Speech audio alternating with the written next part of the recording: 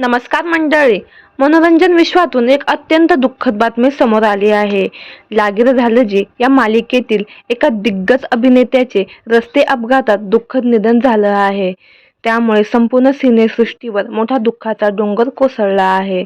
तर कोण आहे तो अभिनेता जाणून घेऊ संपूर्ण माहिती. त्या अगोदर आपल्या सफर ताऱ्यांची या यूट्यूब चॅनलला अजून तरी सबस्क्राईब केलं नसेल तर नक्की करा, जेणेकरून मनोरंजन विश्वातील अशा ताज्या घडामोडी सगळ्यात आधी तुमच्यापर्यंत पोहोचतील.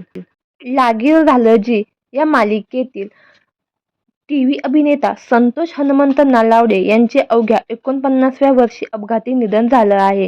नांदेड येथे झालेल्या एका भीषण रस्ते अपघातात त्यांचा जागीच मृत्यू झाला आहे. संतोष नलावडे हे सातारा जिल्हाधिकारी कार्यालयातील रेकॉर्ड विभागात कार्यरत होते. ते नांदेडमध्ये विभागीय महसूल क्रीडा स्पर्धेसाठी गेले होते. मात्र तिथेच एका अपघातात ते गंभीर जखमी झाले.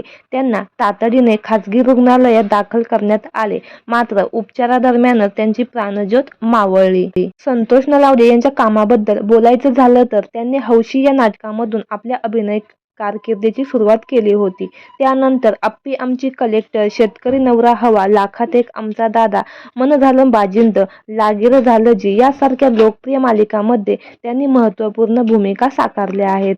तसेच त्यांनी विविध मराठी चित्रपटांमध्ये देखील सहकलाकार म्हणून उत्तम अभिनय केला आहे. संतोष नलावडे यांच्या अकाली निधनाने संपूर्ण मराठी सिनेसृष्टीत मोठी शोककळा पसरली आहे.